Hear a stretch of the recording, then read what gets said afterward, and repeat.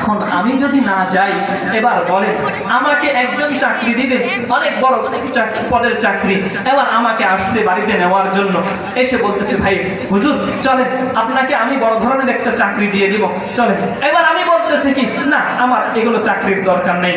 এবার বলেন তো ভুলটা কার হবে? ঠিক আমাকেও তো আল্লাহ নিজ অনুগ্রহে জান্নাতে নেওয়ার জন্য ওই লোকটাকে পাঠিয়েছিল, কিন্তু আমি ওই লোকটার কথা না শোনায় আমি যে মহা বড় ভুল করে ফেললাম, আমি জান্নাত থেকে বঞ্চিত হয়ে গেলাম। তো যেটা বলতে চেয়েছিলাম, আল্লাহ রাব্বুল আলামিন আমাদেরকে জান্নাত থেকে নামিয়ে দিয়েছেন, আবার তো জান্নাতে যাইতে হবে নাকি বলেন? সবার আশা আছে তো? দেখবো কেমন আশা আছে। আবার তো আমাদেরকে কোথায় যেতে হবে?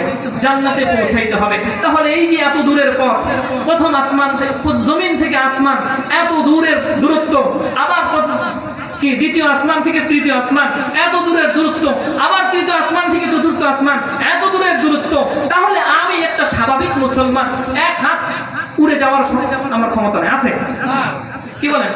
এক হাত উড়ে যাওয়ার ক্ষমতা নেই। আমি একটা লাফ দিয়ে হয়তো যতদূর উঠতে পারি, কিন্তু এই গাছের উপরে তো উড়ে যাওয়ার ক্ষমতা আমার নাই।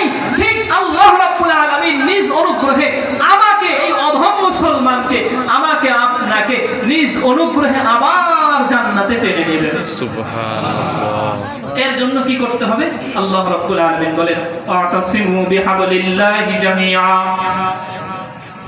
ওয়ালা তাফাররাকু ওয়াযকুরু নি'মাতাল্লাহ।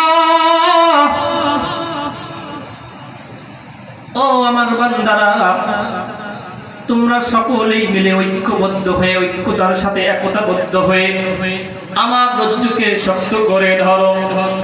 যখন আমার রজ্জুকে শক্ত করে ধরবা, আমি আল্লাহ রাব্বুল আলামিন তোমাদেরকে টেনে টেনে জান্নাতের দিকে নিয়ে যাব। তো আল্লাহ রজ্জুকে শক্ত করে ধরবো, আর কি করব? আযকুরু নি'মাতাল্লাহ, আল্লাহ রাব্বুল আলামিনের দেওয়া নিয়ামতগুলোকে স্বীকার করো, স্মরণ করো। আমাকে আল্লাহ রাব্বুল আলামিন এত বড় নিয়ামত দিয়েছেন যে আল্লাহ রাব্বুল আলামিনের কাছে চাওয়া ছাড়াই, আল্লাহ রাব্বুল আলামিনের কাছে দরখাস্ত করা ছাড়াই, আল্লাহ রাব্বুল আলামিনের কাছে কাকুতি মিনতি ছাড়াই, দৌড়াদৌড়ি ছাড়াই আমার মাওলাই কারীম আমাকে মুসলমানের ঘরে জন্মগ্রহণ করাইছেন। দুনিয়ার জমিনে অনেক মানুষ আছে, অনেক প্রাণী আছে, অনেক সৃষ্টি আছে। আল্লাহ রাব্বুল আলামিন যদি চাইতেন আমাকে সেই সৃষ্টিগুলোর মধ্যে সৃষ্টি করতে অবশ্যই পারতেন, কিন্তু আমার মাওলাই কারীম আমাকে সেই বাঘ না বানায়া, গরু না বানায়া, কুকুর না বানায়া, ছাগল না বানায়া, বিড়াল না বানায়া আমার মাওলাই কারীম আমাকে নিজ অনুগ্রহে আশরাফুল মাখলুকাত বানাইছেন, সৃষ্টির শ্রেষ্ঠ মানুষ বানাইছেন। শুধু এতটুকুই নয়, আমার রব্বুল আলামিন আমাকে সৃষ্টির শ্রেষ্ঠ বানায়া শেষ নবী মুহাম্মদুর রাসূলুল্লাহ সাল্লাল্লাহু আলাইহি ওয়াসাল্লামের উম্মত বানাইছেন। শুধু এতটুকুই নয় রে ভাই, আবার মুহাম্মদুর রাসূলুল্লাহ সাল্লাল্লাহু আলাইহি ওয়াসাল্লামের উম্মত বানায়া আমাকে আল্লাহ রাব্বুল আলামিন নামাজি বানাইছেন। মানে আল্লাহ রাব্বুল আলামিন আমাকে জান্নাতে নিতে চায়। আল্লাহ রাব্বুল আলামিন আমাকে জান্নাতে নিতে চায়। কয়দিন কাকুতি মিনতি করছিলেন, আল্লাহ আমাকে মুসলমানের ঘরে জন্ম দিও। কারণ যারা মুসলমান তারা নিশ্চিত জান্নাতি, আর যারা কাফের, যারা আল্লাহকে বিশ্বাস করে না, তারা নিশ্চিত জাহান্নামী। কোনো সন্দেহ নেই। আমার কথা আল্লাহ রাব্বুল আলামিনের দেওয়া বিধান খোলেন, কোরআন খোলেন, অসংখ্যবার এরকম পাবেন যারা কাফের তাদের জন্য চিরদিনের জন্য জাহান্নাম, আর যারা মুসলমান, যারা ঈমানদার তাদের জন্য বন্ধু আপনি তাদেরকে সুসংবাদ দেন। ওয়াবাশশিরিল্লাযীনা আমানু ওয়া আমিলুস সালিহাত, বন্ধু আপনি ঈমানদারদেরকে সুসংবাদ দেন, যারা নেক আমল করে তাদেরকে সুসংবাদ দেন। কিসের সুসংবাদ? জান্নাতিন তাজরি মিন তাহতিহাল আনহার। আল্লাহ রাব্বুল আলামিন রাসূলকে ডাক দিয়ে বলেন, বন্ধু আপনি আপনার উম্মতকে সুসংবাদ দেন। বাশশির আমরের সিগা সুসংবাদ দেন। আল্লাযীনা আমানু ওয়া আমিলুস সালিহাত, যারা ঈমান আনে এবং নেক আমল করে, লাহুম জান্নাতিন তাজরি মিন তাহতিহাল আনহার, আমি মাওলাই কারীম তাদের জন্য জান্নাত তৈয়ার করে রেখেছি, এমন জান্নাত যেই জান্নাতের নিম্নদেশ দিয়ে নদ-নদীগুলো প্রবাহিত, যেই জান্নাতের নিম্নদেশ দিয়ে সুইমিং পুল প্রবাহিত। দুনিয়ার জমিনে একটু আরামায়েশ করার জন্য, বিলাসিতা করার জন্য বাড়ির সামনে সুইমিং পুল, আরো কত ডিজাইনের বাড়ি, ডিজাইনের ফ্যাশন, ডিজাইনের কত কি। আরে ভাই, আমার মাওলাই কারীম আমার তো চাহিদার বাহিরে আমার জন্য জান্নাতে বিভিন্ন ধরনের ঘর বাড়ি দিয়ে, বিভিন্ন ধরনের বাগান দিয়ে, বিভিন্ন ধরনের ডিজাইন দিয়ে, স্বর্ণের ইট দিয়ে, মণিমুক্তার সিমেন্ট দিয়ে সুন্দর করে আমার জন্য জান্নাতে বাড়ি বানিয়ে রেখেছে। তো এটা পাবো কিভাবে বলবো, শুধু একটু শুনবেন। তাহলে আল্লাহ রাব্বুল আলামিন বলতেছেন, ফাতাসিমু বিহাবলিল্লাহি জামিআ ওয়া লা তাফাররাকু ওয়াযকুরু নি'মাতাল্লাহ।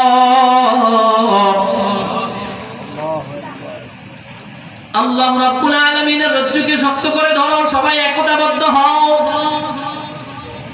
এক হয়ে যাও মুসলমান, ভেদাভেদ হয়েও না, এক হয়ে যাও, ঐক্যবদ্ধ হয়ে যাও। আরেকটা ঘটনা মনে করো, বলবো। একজনের 10টা ছেলে, তো 10টা ছেলেকে পরীক্ষা করার জন্য বাপে 10টা কোঞ্চা দিয়েছেন, পাশের কোঞ্চা, কোঞ্চা বোঝেন তো? আমাদের ভাষা, রংপুরের ভাষা কোঞ্চা বলে, এদিকে কি বলে জানি না। কোঞ্চাই ধরেন, কোঞ্চা আপনার না বুঝলে ধরেন বাঁশের যে ডাল বের হয়েছে শাখা, এটা। তো এই কোঞ্চা 10 জনকে 10টা কোঞ্চা দিয়েছে। দেওয়ার পরে বাপে বলতেছে, বাজানরা ভেঙে ফেলো তো দেখি তোমরা কেমন পারো। এবার বলেন তো, একটা কোঞ্চা ভাঙতে কি আর তেমন শক্তি লাগে? কোনো শক্তি লাগে না। তো একটা কোঞ্চা ভাঙতে আর কি শক্তি লাগবে? তো সব হাঁটুর মধ্যে লাগায় বা যেমনি হোক সাথে সাথে ভেঙে ফেলছে। এবার বাপে কি করছে, 10টা কোঞ্চাকে একসাথে করে বোঝা বানছে। এবার বলতেছে, বাজানরা এবার দেখি কার শক্তি বেশি, এবার ভাঙবো তো 10টা কোঞ্চাকে। এবার বলেন তো, 10টা কোঞ্চা একসাথে হলে শক্তি বাড়বে না কমবে? বাড়বে। এখন কোন ছেলে আর ভাঙতে পারছে না। এবার বাপে বলতেছে, বাজানরা শোনো, তোমরা যদি সবাই ঐক্যবদ্ধ থাকো, তাহলে যে কোনো গুত্র তোমাদের সাথে আসুক না কেন, কোন গুত্র তোমাদের সাথে বিজয় লাভ করতে পারবে না, সবাই পরাজিত হয়ে যাবে। যে কোনো জাতি তোমাদের সাথে আসুক না কেন, সবাই পরাজিত হবে। ও মুসলমান, আল্লাহ রাব্বুল আলামিনের বার্তা, আল্লাহ তাআলা বলতেছেন, ওয়াতাসিমু বিহাবলিল্লাহি জামিআ, সবাই মিলে আল্লাহ রাব্বুল আলামিনের রজ্জুকে একসাথে একতাবদ্ধ হয়ে ধরো। ও মুসলমান, ওমরের এক তাকবীরে পুরো বিশ্ব কেঁপেছিল। আবারও যদি মুসলমানরা তাকবীর দেয়, পুরো বিশ্ব থরথর করে কাঁপতে বাধ্য। শুধু আমাদের ঈমানের দুর্বলতার কারণে আজকে আমরা শুধু লাঞ্ছিত আর বঞ্চিত।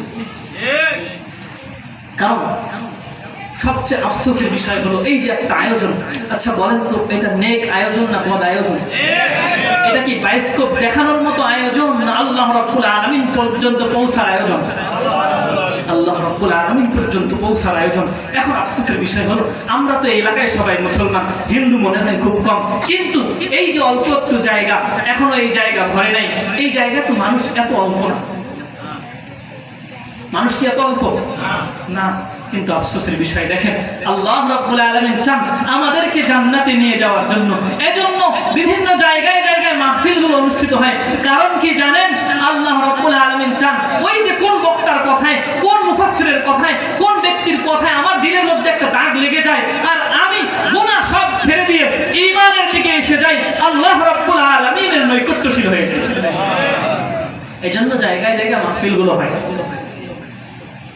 কিন্তু আমি যদি না নেই, তাহলে আফসোস কার, বোকামি কার? আমার। তো যেটা বলতেছিলাম, আল্লাহ তাআলা বলতেছেন একটা আয়াতে বারবার, ওয়াতাসিমু বিহাবলিল্লাহি জামিআ ওয়া লা তাফাররাকু। আল্লাহ ডাক দিয়ে বলতেছেন, ও আমার বান্দা, তোমরা আমার রজ্জুকে শক্ত করে ধরো, পৃথক পৃথক হয়েও না, বিচ্ছিন্ন হয়েও না, বিচ্ছিন্ন হয়েও না। আচ্ছা বলেন তো, যদি ছাগলের একটা পাল একসাথে যায়, তাহলে বাঘও ভয় পাবে না? ওই ছাগলের দলকে বাঘ ধরতে ভয় পাবে না? বাঘ ধরতে ভয় পাবে, কিন্তু যখন একটা ছাগল লাইন ছাড়া হয়ে যাবে, দল থেকে আলাদা হয়ে যাবে, তখন কি বাঘ ধরতে ভয় পাবে? ধাপ করে ধরে খেয়ে ফেলবে। ও মুসলমান, আমরা সংখ্যায় কম হতে পারি, আমরা দুর্বল হতে পারি, কিন্তু যখন ঈমানের শক্তিতে আমরা শক্তিবান হব, ঈমানের বলে বলিয়ান হব, সাথে সাথে সমস্ত শক্তি, সমস্ত কাফেররা আমাদের বিরুদ্ধে যখন লড়াই করতে আসবে, সাথে সাথে পরাজয় বরণ করে পিছনে ভাগতে থাকবে। কারণ এ পর্যন্ত যত দেখেছেন, বদরের যুদ্ধে কই 1000 আর কই 313 জন, উহুদের যুদ্ধে কত বেশি, প্রত্যেক যুদ্ধে কত বেশি, কিন্তু ঈমানদারদের সাথে কখনো বিজয় লাভ করতে। বদরের যুদ্ধের কাহিনী হালকা বলি। বদরের যুদ্ধে মুসলমানদের মাত্র 2টা অস্ত্র, মাত্র 2টা অস্ত্র, তাও আবার ভোতা, ভোতা বুঝেন তো, ধারালো না, একদম কাটে না, এমন 2টা অস্ত্র, আবার ভাঙ্গা, এই 2টা অস্ত্র, আর 313 জন মাত্র সাহাবী। ওই দিক দিয়ে কাফেরদের 1000 সৈন্যবাহিনী, আবার 700 ঘোড়া, 200 উট, আবার অস্ত্রের তো হিসাব নাই, প্রত্যেকের কাছে অস্ত্র। এবার বলেন তো সংখ্যায় কে বেশি? কাফেররা। সংখ্যায় কাফেররা, অস্ত্রে কাফেররা, বাহনে কাফেররা, সব দিক দিয়ে কাফেররা বেশি। কিন্তু ঈমানদাররা, সাহাবীরা যখন আল্লাহু আকবার ধ্বনি দিয়ে যুদ্ধে নেমে পড়েছে, কাফেররা মুহূর্তের মধ্যে 70 জন জাহান্নামে পাঠিয়ে, কাফেরদেরকে মুহূর্তের মধ্যে 70 জনকে জাহান্নামে পাঠিয়ে দিয়েছে, আবার 70 জনকে বন্দী করে নিয়েছে। যখন কাফেররা দেখেছে, এবার এদিকে কাফেররা ভাগতে শুরু করেছে। শুধু মুসলমানদের শহীদ হয়েছে মাত্র 14 জন, 313 জনের মাত্র শহীদ হয়েছে কতজন? কিন্তু আমাদের ধারণা অনুযায়ী কি 313 জন 1000 এর বিরুদ্ধে তো কোনো কিছুই না, সাথে সাথে এগুলোকে কচু কাটা করে ফেলবে, ঠিক না? এখন যদি এমন হয়, এক দলে 1000 আর এক দলে মাত্র 313 জন, 2 দলে লড়াই চলবে, ওদিকে সবার হাতে অস্ত্র, এদিকে মাত্র 2 জনের হাতে অস্ত্র। বলেন তো আপনারা সাধারণ জ্ঞানে বলেন, কোন দলটা বিজয় লাভ করবে? কোন দল বিজয় লাভ করবে? যেদিকে সৈন্য বেশি, সংখ্যা বেশি, অস্ত্র বেশি, ঠিক না? কিন্তু আল্লাহ রাব্বুল আলামিন ঈমানের বলে বলিয়ান হওয়ার কারণে কাফেরদের বিরুদ্ধে যখন এই 313 জন দাঁড়িয়ে গেছেন, সাথে সাথে আল্লাহ আসমান থেকে ফেরেশতা পাঠিয়ে দিয়েছেন, আর ফেরেশতারা এসে শুধু ঘাড়ের মধ্যে মেরেছেন, আর সাথে সাথে শহীদ জাহান্নামে পাঠিয়ে দিয়েছেন। আল্লাহ তো মায়েরও শিখাই দিয়েছেন, আবার রিকাব, ঘাড়ে মারা থাকে, ঘাড়ে। আল্লাহ এটা মায়ের শিখাই দিয়েছে, এটা আল্লাহর শিখানো। ঘাড়ে মারলে কি হবে? এখন তো আপনাদেরকে যদি এই মায়ের শিখাই, তাহলে আপনারা আবার মারামারি করে, যদি মারামারি লাগে মেরে দেবেন ঘাড়ে, একদম মরে যাবে। হ্যাঁ, আর শিখাবো এই পর্যন্ত থাক। তো যেটা বলতেছিলাম, ফাতাসিমু বিহাবলিল্লাহি জামিআ ওয়ালা তাফাররাকু ওয়াযকুরু নি'মাতাল্লাহ إذ كنتم أعداء فألف بين قلوبكم فأصبحتم بنعمته إخوانا اذكروا نعمة الله الله رب العالمين তোমাদেরকে যে নিয়ামত দিয়েছেন, এই নিয়ামতগুলোকে স্মরণ করো, নিয়ামতগুলোর কথা ভুলে যেও না। নিয়ামতগুলো কি? ইয কুনতুম আদাআন ফাআল্লাফা বাইনা কুলুবিকুম, তোমরা তো পরস্পর শত্রু ছিলে। আমার নবী মুহাম্মদ রাসূলুল্লাহ সাল্লাল্লাহু আলাইহি ওয়াসাল্লাম আসার আগে পুরা জাতির মধ্যে এমন বর্বরতা ছড়ে গিয়েছিল, নিজের মেয়েকে জীবিত পুঁতে ফেলতো, এমন বর্বরতা ছড়ে গিয়েছিল, অন্ধকার জুলুম নির্যাতন ছড়ে গিয়েছিল। শুধু একজনের ঘাটে আর একজনের পানি খাওয়ার জন্য, পানি পান করার জন্য সারা বছর যুদ্ধ চলতো। যখন আমার নবী মুহাম্মদ রাসূলুল্লাহ সাল্লাল্লাহু আলাইহি ওয়াসাল্লাম দুনিয়ার জমিনে আগমন করলেন, আগমন করার সাথে সমস্ত দাপট, সমস্ত প্রতিপত্তি বিনষ্ট হয়ে গেল, সব ক্ষমতা দূরীভূত হয়ে গেল। রাসূল সাল্লাল্লাহু আলাইহি ওয়াসাল্লাম আসার সাথে সাথে জানায়া দেওয়া হলো, ও কাফেররা, ও সমস্ত রাজারা, তোমাদের রাজত্ব আজকে থেকে শেষ, এখন আমার বন্ধু মুহাম্মাদের রাজত্ব চলবে। রাসূল সাল্লাল্লাহু আলাইহি ওয়াসাল্লাম যখন দুনিয়াতে আসলেন, আল্লাহ বলতেছেন, ইন কুনতুম আদাআন ফাআল্লাফা বাইনা কুলুবিকুম ফাআসবাহতুম বিনিআমাতিহি ইখওয়ানা, তোমরা তো পরস্পর শত্রু ছিলে, পরে আমি তোমাদের অন্তরের মধ্যে দয়া নম্রতা ঢেলে দিলাম, ফাআসবাহতুম বিনিআমাতিহি ইখওয়ানা, ফলে তোমরা বন্ধুত্বের, ভ্রাতৃত্বের বন্ধনে আবদ্ধ হয়ে গেলে।